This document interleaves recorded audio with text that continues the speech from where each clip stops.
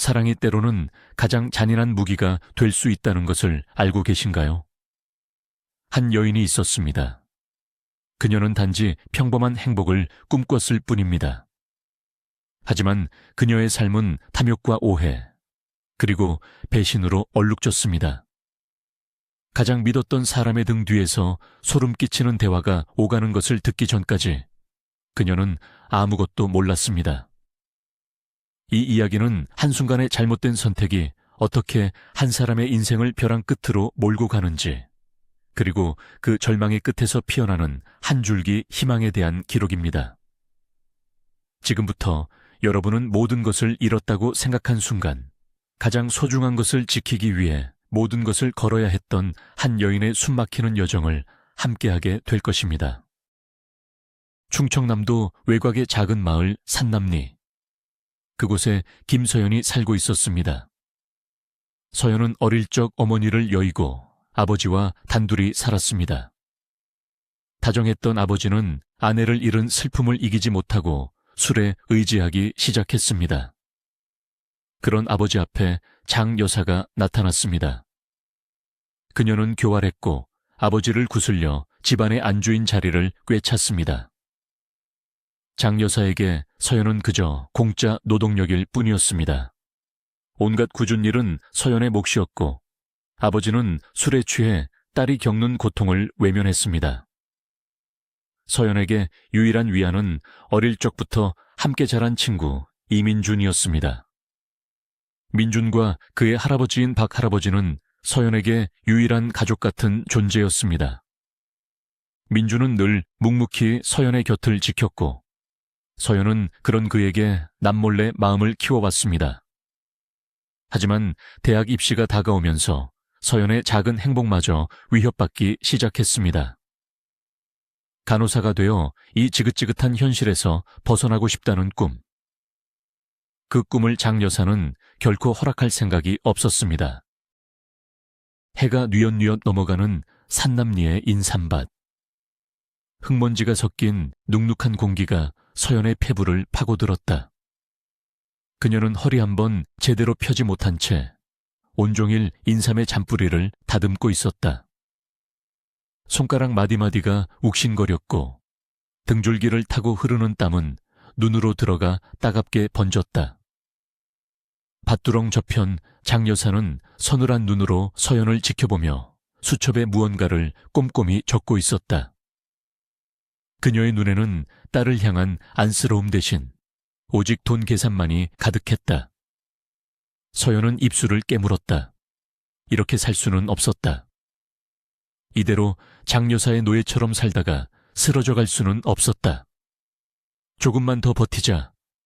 대학에만 가면 희미한 희망이 있었기에 그녀는 끊어질 듯한 허리를 다시 숙일 수 있었다. 땅거미가 짙게 깔리고 나서야 장 여사는 만족스러운 듯 헛기침을 하며 일어섰다. 그만하고 들어와. 내일 시장에 내다 팔 물건 정리해야 하니까. 다음 날 학교를 파하고 집으로 돌아가는 길. 민준이 자전거를 끌며 서연의 옆에서 나란히 걸었다. 서연아, 너 요즘 너무 무리하는 거 아니야? 안색이 안 좋아. 민준의 목소리에는 진심 어린 걱정이 묻어났다. 서연은 애써 웃어 보였다. 괜찮아. 수능 앞둔 고3이 다 그렇지 뭐. 하지만 그녀의 목소리는 힘없이 떨렸다. 민준은 걸음을 멈추고 서연을 바라보았다. 거짓말하지 마. 장 여사님이 또 힘들게 하는 거지. 어제도 밤늦게까지 밭에 불이 켜져 있던데. 서연은 차마 고개를 들 수 없었다. 자신의 초라한 모습을 민준에게 들키고 싶지 않았다. 곧 수능인데 너 성적 많이 떨어졌다고 들었어. 간호학과 가고 싶다며. 이러다 큰일 나. 그의 말이 비수처럼 가슴에 꽂혔다. 맞았다. 낮에는 학교에서 졸고 밤에는 밭에서 일하는 생활이 계속되면서 성적은 곤두박질치고 있었다. 꿈이 점점 더 멀어지는 것 같아 눈앞이 캄캄해졌다. 장 여사의 탐욕은 끝이 없었다. 그녀는 인삼뿐만 아니라 직접 담근 된장과 고추장을 천안의 오일장에 내다 팔았다. 그녀의 수완은 좋았고 돈은 차곡차곡 쌓여갔다. 하지만 그 돈이 서연이나 남편을 위해 쓰이는 일은 없었다. 장 여사는 늘 돈이 없다고 말했고 서연의 낡은 운동화나 해진 교복을 보고도 못 본 척했다. 그녀는 오로지 자신만의 왕국을 건설하는 데에만 관심이 있었다. 서연은 가끔 장 여사가 밤늦도록 돈을 세는 소리를 들었다. 사각거리는 지폐 소리는 마치 서연의 젊음과 꿈을 갉아먹는 소리처럼 들렸다. 그녀에게는 과거가 있었다. 첫 번째 남편과 사별하고 모든 재산을 시댁에 빼앗겼던 아픈 기억. 그 기억이 그녀를 돈에 집착하는 괴물로 만들어버린 것이었다. 하지만 서연은 그런 그녀의 사정을 이해할 수도 용서할 수도 없었다. 그 시간 서연의 아버지 김 씨는 방구석에 앉아 멍하니 소주병을 바라보고 있었다. 한때는 누구보다 성실했던 가장이었다. 하지만 아내를 잃은 슬픔과 무력감은 그를 잠식했고 이제는 술 없이는 하루도 버틸 수 없는 사람이 되어버렸다. 밖에서 장 여사의 날카로운 목소리가 들려왔다. 김서연, 아직 멀었어. 꾸물거리지 말고 빨리빨리 움직여. 그 목소리에 김 씨의 어깨가 움츠러들었다. 그는 딸이 겪는 고통을 알면서도 아무것도 할 수 없었다. 장 여사에게 맞서 싸울 용기도 이 집을 박차고 나갈 능력도 없었다. 그는 그저 소주를 목구멍으로 넘기며 쓰디쓴 현실을 잊으려 할 뿐이었다. 술 기운이 오르면 딸에 대한 미안함과 자기 자신에 대한 혐오감이 뒤섞여 눈물이 흘렀다. 하지만 다음 날 아침이면 그는 또다시 무기력한 가장의 모습으로 돌아가 있었다. 어느 주말 오후 서연은 바티를 하다 잠시 허리를 펴고 있었다. 그때 민준의 할아버지인 박 할아버지가 지팡이를 짚고 다가왔다. 아가, 잠시 쉬어가면서 하거라. 그러다 몸 상한다. 박 할아버지는 따뜻한 미소와 함께 삶은 고구마가 담긴 봉지를 내밀었다. 서연의 눈시울이 붉어졌다. 마을에서 그녀를 진심으로 걱정해주는 유일한 어른이었다. 할아버지, 그녀는 차마 말을 잇지 못했다. 며칠 전 마을에 멧돼지가 내려와 이웃집 외양간을 부수는 소동이 있었다. 모두가 두려움에 떨고 있을 때 박 할아버지가 앞장서 멧돼지를 몰아내다 다리를 다쳤다. 마을 사람들은 저마다 음식을 해오고 약을 가져오며 할아버지의 쾌유를 빌었다. 하지만 유일하게 장 여사만은 코웃음치며 그를 돕지 않았다. 나이 들어 주책이야. 그러다 큰일이라도 났으면 어쩔 뻔했어. 그녀의 차가운 말은 마을 사람들의 공분을 샀다. 멧돼지 소동 이후 마을 사람들은 장 여사를 더욱 멀리하기 시작했다. 마을 공동체 의식, 즉 정을 중요하게 생각하는 시골에서 그녀의 이기적인 행동은 용납될 수 없었다. 마을 부녀회장은 대놓고 그녀를 무시했고 장에 나갈 때도 아무도 그녀에게 말을 걸지 않았다. 하지만 장 여사는 눈 하나 깜짝하지 않았다. 오히려 잘 됐다는 듯 사람들과의 교류를 완전히 끊어버렸다. 그녀에게 중요한 것은 마을 사람들의 평판이 아니라 통장에 찍히는 숫자의 액수였다. 서연은 그런 새어머니의 모습에 숨이 막혔다. 마을에서 고립되어 살아가는 것은 끔찍한 일이었다. 그녀는 장 여사가 자신뿐만 아니라 아버지의 평판까지 갉아먹고 있다는 사실에 절망했다. 언젠가 이 집을 떠나야 한다는 생각이 더욱 간절해졌다. 그날 밤 서연은 원서 접수 용지를 들고 장 여사 앞에 섰다. 심장이 미친 듯이 뛰었지만 더는 미룰 수 없었다. 드릴 말씀이 있어요. 장 여사는 돈 계산을 하다 말고 귀찮다는 듯 고개를 들었다. 서연은 떨리는 손으로 원서를 내밀었다. 저 천안에 있는 대학 간호학과에 원서 넣고 싶어요. 순간 장 여사의 얼굴이 싸늘하게 굳어졌다. 방 안의 공기가 얼어붙는 것 같았다. 그녀는 서연의 손에 들린 종이를 거칠게 낚아챘다. 뭐? 대학? 네가 지금 제정신이야? 그녀의 목소리는 얼음장처럼 차가웠다. 서연은 물러서지 않고 그녀를 똑바로 쳐다보았다. 제 인생이에요. 이렇게 살고 싶지 않아요. 제발 허락해 주세요. 하지만 장 여사는 코웃음을 쳤다. 그 모습에 서연의 가슴이 무너져 내렸다. 장 여사는 원서를 반으로 찢어 바닥에 내던졌다. 내 인생? 웃기지 마. 네가 대학 갈 돈이 어디서 나는데? 내 애비는 술독에 빠져 살고 이 집 살림은 나 혼자 꾸려가. 그런데 내 대학 등록금까지 대주라고? 그녀의 말은 모두 사실이라 서연은 아무 대꾸도 할 수 없었다. 장 여사는 서연에게 가까이 다가와 경멸적인 눈으로 쏘아보았다.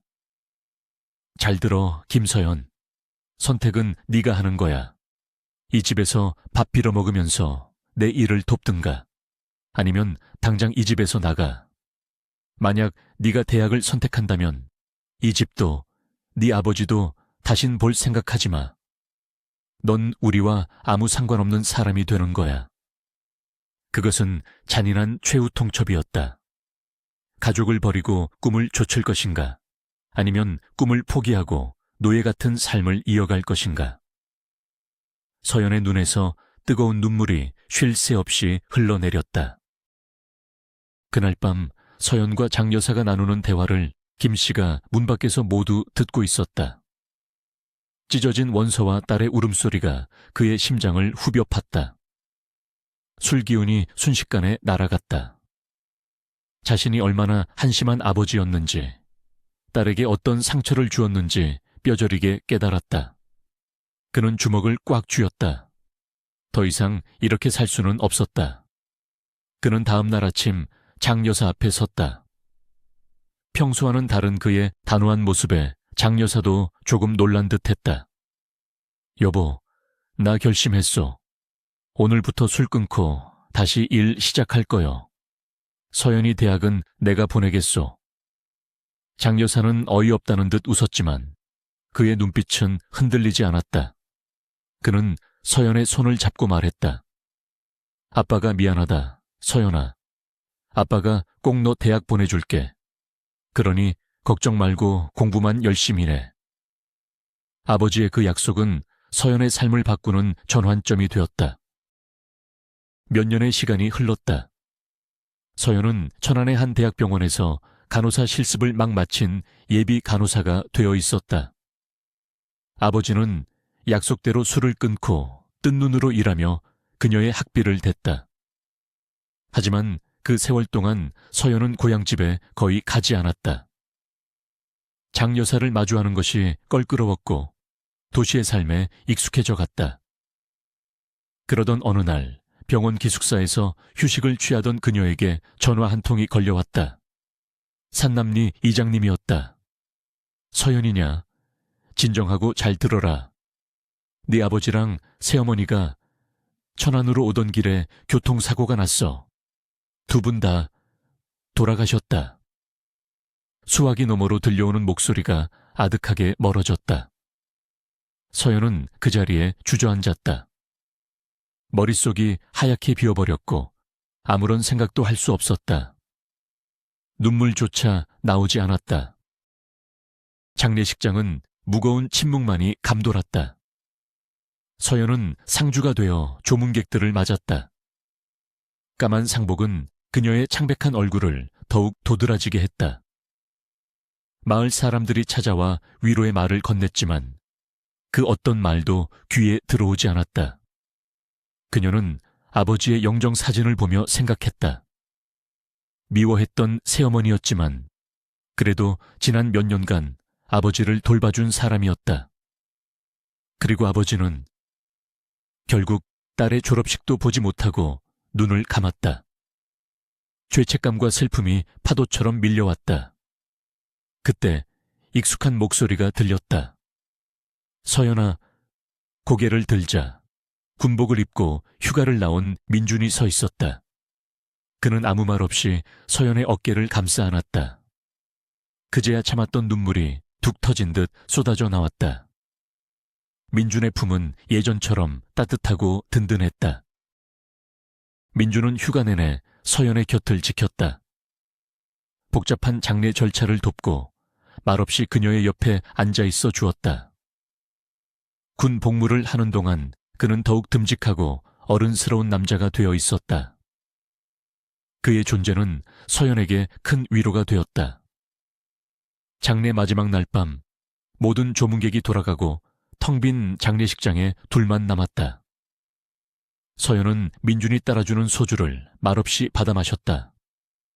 아버지와 새어머니를 함께 추모하는 술이었다. 술 기운이 오르자 그동안 억눌렀던 감정들이 터져 나왔다. 아버지에 대한 그리움, 장여사에 대한 원망, 그리고 혼자 남겨졌다는 두려움. 민주는 그런 그녀의 이야기를 묵묵히 들어주었다. 그날 밤 슬픔과 술기운에 취한 두 사람은 서로에게서 위안을 찾았다. 오랜 시간 묻어두었던 서로를 향한 마음이 본물처럼 터져 나왔다. 그것은 단순한 실수가 아니었다. 오랜 시간 엇갈리고 쌓여왔던 애틋한 감정의 발현이었다. 하지만 다음 날 아침 현실의 무게가 두 사람을 덮쳤다. 서연은 혼란스러웠다. 그녀에게는 도시에서 사귀던 남자친구 재환이 있었다. 민준을 향한 마음이 진심이라는 것을 알면서도 그녀는 이미 정해진 길을 벗어날 용기가 없었다. 민준아, 어젯밤 일은 그냥 잊어줘. 내겐 남자친구가 있어. 그녀의 차가운 말에 민준의 얼굴이 굳어졌다. 상처받은 그의 눈빛을 마주할 자신이 없어 서연은 서둘러 자리를 피했다. 천안으로 돌아온 서연은 남자친구인 재환에게 부모님의 소식을 전했다. 재환은 위로하는 척했지만 그의 눈빛은 어딘가 계산적이었다. 그는 자신의 어머니에게 서연을 소개하고 싶다고 말했다. 재환의 집은 부유했다. 그의 어머니는 첫 만남부터 서연의 머리부터 발끝까지 훑어보며 노골적으로 무시했다. 시골 출신에 부모님도 안 계시고 우리 재환이 짝으로는 많이 부족하네. 그녀의 말 한마디 한마디가 비수가 되어 서연의 가슴에 박혔다. 서연은 굴욕감에 입술을 깨물었다. 재환은 어머니의 말에 반박하기는커녕 어색하게 웃으며 상황을 모면하려 할 뿐이었다. 그 순간 서연은 깨달았다. 이 남자와는 미래를 함께할 수 없다는 것을. 모욕감을 느끼고 재환의 집을 막 나서려던 순간 서연은 분노의 차 한마디를 내뱉었다. 제가 가진 게 아무것도 없는 줄 아시나 봐요. 시골이지만 부모님이 남겨주신 집이랑 땅이 꽤 넓어요. 개발 예정지 근처라서 가격도 만만치 않을 거고요. 그 말을 들은 재환 어머니의 눈빛이 미세하게 흔들렸다. 그 후 재환의 태도는 180도 달라졌다. 그는 갑자기 세상에서 가장 다정한 남자친구인 척하며 서연에게 매달렸다. 그의 속셈이 뻔히 보였지만 서연은 마지막으로 그를 시험해 보기로 했다. 사실 부모님이 남기신 건 재산이 아니라 빚더미야. 그걸 내가 다 갚아야 해. 그 말을 들은 재환의 얼굴은 순식간에 굳어졌다. 그는 갑자기 급한 일이 생각났다며 황급히 자리를 떴고 그 뒤로 다시는 연락이 오지 않았다. 도시의 삶에 환멸을 느낀 서연은 모든 것을 정리하고 고향 산남리로 돌아왔다. 텅 빈 집은 낯설고 추웠지만 그녀는 이곳에서 다시 시작하기로 결심했다. 그녀는 부모님이 남긴 유산을 정리해 낡고 허름했던 마을 보건소를 수리했다. 그리고 자신이 그곳에 새로운 보건소 간호사가 되었다. 처음에는 다들 반신반의했지만 서연은 진심으로 마을 어르신들을 돌봤다. 혈압을 재주고 아픈 곳을 치료해주고 때로는 말벗이 되어주었다. 그녀의 따뜻한 마음에 마을 사람들도 점차 마음을 열기 시작했다. 서연은 바쁜 일상 속에서 도시에서의 상처를 치유해 나갔다. 하지만 마음 한구석에는 여전히 민준에 대한 미안함과 그리움이 자리 잡고 있었다. 어느 비 오는 오후, 보건소 문이 거칠게 열리며 몇몇 인부들이 피투성이가 된 남자를 들쳐 업고 들어왔다. 서연은 깜짝 놀랐다. 바로 민준이었다. 그는 제대 후 근처 건설 현장에서 일하고 있었는데 작업 중 철근이 떨어지는 사고를 당했다고 했다. 민준은 의식을 잃은 상태였고 머리에 출혈이 심했다. 서연은 정신을 바짝 차렸다. 지금은 사적인 감정에 휩싸일 때가 아니었다. 그녀는 침착하게 응급처치를 시작했다. 지혈을 하고 상처를 소독하고 링거를 놓았다. 그녀의 손길은 빠르고 정확했다. 인부 중 한 명이 119에 신고했지만 구급차가 오기까지는 시간이 걸릴 터였다. 서연은 필사적으로 민준의 생명을 붙들고 있었다. 그녀의 온몸은 땀으로 흠뻑 젖었다. 다행히 민준은 목숨을 건졌다. 하지만 깨어난 그는 서연을 차갑게 대했다. 서연이 자신을 버리고 도시 남자를 선택했다는 오해와 상처가 그의 마음을 닫아버린 것이다. 서연이 아무리 변명하려 해도 그는 들으려 하지 않았다. 심지어 그는 서연에게 상처를 주기 위해 거짓말까지 했다. 나 도시에서 만나는 사람 있어. 곧 결혼할지도 몰라. 그 말에 서연의 가슴이 철렁 내려앉았다.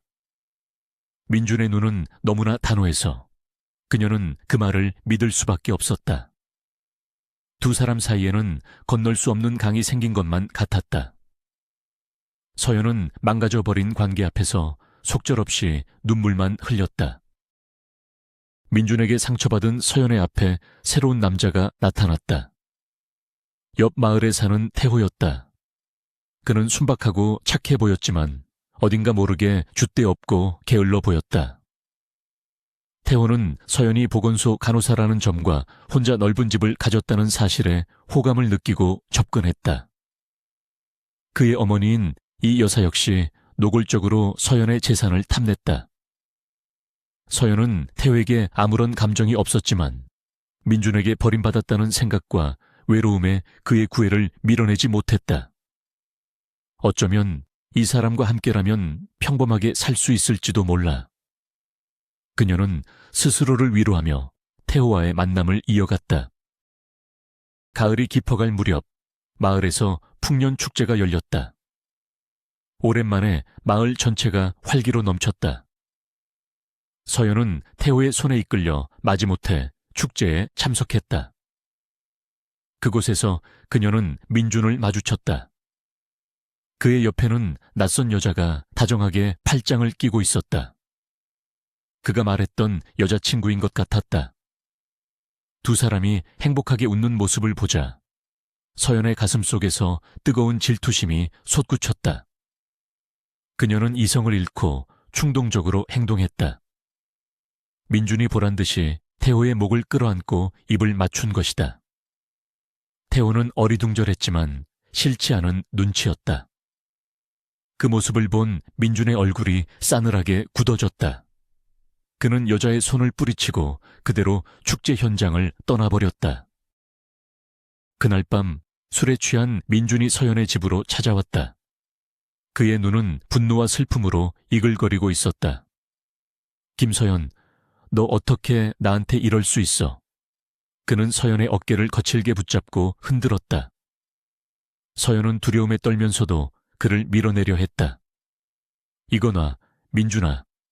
우리 이제 아무 사이도 아니잖아. 그녀의 말은 오히려 민준의 분노에 불을 지폈다. 그날 밤 민준은 이성을 잃고 서연에게 평생 지울 수 없는 상처를 남겼다. 술에 취한 그의 힘을 연약한 서연이 감당할 수는 없었다. 다음 날 아침 민준은 아무 말 없이 사라졌다. 서연은 텅 빈 방에 홀로 남아 망가진 몸과 마음을 부여잡고 오열했다. 그녀의 세상은 다시 한번 무너져 내렸다. 민준이 마을을 떠난 지 한 달이 지났다. 서연은 그날의 충격에서 벗어나지 못한 채 하루하루를 힘겹게 버티고 있었다. 그러던 중 몸에 이상이 느껴지기 시작했다. 설마 하는 마음에 확인해 본 결과는 임신이었다. 아이의 아버지는 명백히 민준이었다. 서연은 절망했다. 민준은 떠나버렸고 홀로 아이를 낳아 기를 자신이 없었다. 그녀는 깊은 고민 끝에 태호에게 모든 사실을 털어놓았다. 자신을 사랑하지 않아도 좋으니 그저 아이의 아버지가 되어달라고 애원했다. 태호는 잠시 망설였지만 서연의 집과 재산을 포기할 수 없었다. 그는 결국 그녀의 제안을 받아들였다. 그렇게 두 사람은 서둘러 결혼식을 올렸다. 결혼 생활은 불행의 연속이었다. 태호는 일은 하지 않고 매일 빈둥거렸고 시어머니 이 여사는 시도 때도 없이 찾아와 서연을 들볶았다. 그들은 서연을 가족으로 대한 것이 아니라 돈 나오는 기계처럼 취급했다. 서연은 뱃속의 아이를 생각하며 모든 것을 견뎠다. 하지만 어느 날 밤, 그녀는 남편과 시어머니가 부엌에서 나누는 끔찍한 대화를 우연히 엿듣게 되었다. 태호야, 그 약초는 구해왔니? 조금만 더 먹이면 자연스럽게 유산될 거야. 그럼 저 애도 우리 핏줄이 되는 거고 재산도 온전히 우리 차지가 되는 거지. 시어머니의 목소리는 뱀처럼 차가웠고 태호는 아무런 죄책감 없이 동조하고 있었다. 서연은 그 자리에 얼어붙었다. 그들이 자신의 뱃속 아이를 죽이려 하고 있었다. 서연은 온몸이 사시나무처럼 떨렸다. 그들이 주는 음식에 낙태를 유도하는 약초가 들어있었다니. 그동안 입덧인 줄로만 알았던 메스꺼움이 사실은 독 때문이었다는 것을 깨닫자 피가 거꾸로 솟는 것 같았다. 그녀는 그 길로 집을 뛰쳐나왔다.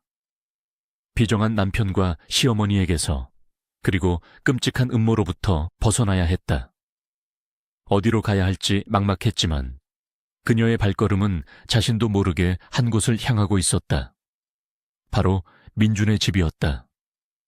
민준의 어머니라면 자신을 도와줄지도 모른다는 신락 같은 희망을 품고서 그녀는 어둠 속을 미친 듯이 달렸다. 뱃속의 아이를 지켜야 한다는 생각뿐이었다. 민준의 어머니는 서연의 헬쑥한 모습에 깜짝 놀랐다. 그녀는 서연의 이야기를 듣고 경악을 금치 못했다. 세상에 사람이 어떻게 그런 끔찍한 짓을... 그녀는 서연을 안아주며 함께 분노하고 눈물을 흘렸다. 그리고는 곧장 아는 지인에게 전화를 걸었다. 그는 퇴직한 형사 출신으로 이런 사건에 경험이 많은 사람이었다. 퇴직 형사는 서연의 이야기를 듣고 치밀하게 계획을 세웠다. 증거를 잡는 것이 가장 중요했다. 그는 경찰 후배들에게 협조를 요청했고 태호와 그의 어머니를 잡기 위한 덫을 놓기 시작했다. 서연은 민준의 집에서 보호를 받으며 모든 것이 끝나기만을 초조하게 기다렸다. 며칠 후 태호가 약초를 달인 물을 서연에게 건네는 현장을 경찰이 덮쳤다. 태호와 그의 어머니는 현장에서 체포되었다. 그들의 집에서는 다량의 독성 약초가 발견되었다. 모든 증거가 명백했다. 그들은 결국 살인미수 혐의로 법의 심판을 받게 되었다. 모든 것이 끝났을 때 서연은 안도감에 다리가 풀려 주저앉았다. 그때 거짓말처럼 민준이 나타났다. 그는 모든 사실을 전해 듣고 한달음에 달려온 것이었다. 민준은 서연 앞에 무릎을 꿇고 눈물을 흘렸다. 서연아, 내가 다 잘못했어. 내가 너한테 무슨 짓을... 평생 속죄하며 살게. 제발 나를 용서해줘. 민준은 그날 밤의 일이 술 때문이 아니라 서연을 잃을지도 모른다는 두려움과 질투심 때문에 저지른 끔찍한 실수였다고 고백했다. 그는 자신의 행동에 너무나 큰 죄책감을 느껴 차마 서연 앞에 나타날 수 없었고 멀리서 그녀가 행복하기만을 빌며 외롭게 떠돌았다고 했다. 서연은 그의 진심 어린 사과에 흔들렸다. 그를 원망했지만 마음 한편으로는 여전히 그를 사랑하고 있었다. 그리고 뱃속의 아이는 두 사람을 이어주는 끈이었다. 서연은 민준에게 다시 한번 기회를 주기로 결심했다. 두 사람은 서로의 상처를 보듬어 안으며 힘들게 다시 시작하기로 약속했다. 시간이 흘러 서연은 건강한 딸을 낳았다. 아이는 민준을 쏙 빼닮아 있었다. 민준은 갓 태어난 딸을 품에 안고 감격의 눈물을 흘렸다. 그는 서연과 딸에게 세상 최고의 아빠이자 남편이 되겠다고 다짐했다. 서연이 퇴원하던 날, 민준은 병원 앞에 하얀 드레스와 꽃다발, 그리고 반지를 들고 나타났다. 그는 수많은 사람들이 지켜보는 앞에서 서연에게 무릎을 꿇고 청혼했다. 김서연, 나와 결혼해줘. 너와 우리 아기 평생 행복하게 해줄게. 서연은 눈물을 흘리며 고개를 끄덕였다. 그녀의 얼굴에는 오랜 고통 끝에 찾아온 행복의 미소가 가득했다. 서연과 민준은 산남리 마을 사람들의 축복 속에서 작은 결혼식을 올렸다. 장 여사가 남긴 인삼밭은 이제 두 사람의 희망을 키우는 소중한 터전이 되었다. 민준은 성실하게 밭을 일구었고 서연은 계속해서 마을 보건소를 지켰다. 두 사람은 과거의 아픔을 잊지 않았지만 더 이상 그것에 얽매이지 않았다. 대신 서로를 더 아끼고 사랑하며 매일의 소중함을 깨달아갔다. 저녁이 되면 세 식구는 마루에 앉아 노을 지는 하늘을 바라보았다. 아이의 웃음소리가 집안에 가득 찼고 두 사람은 서로를 바라보며 조용히 미소 지었다.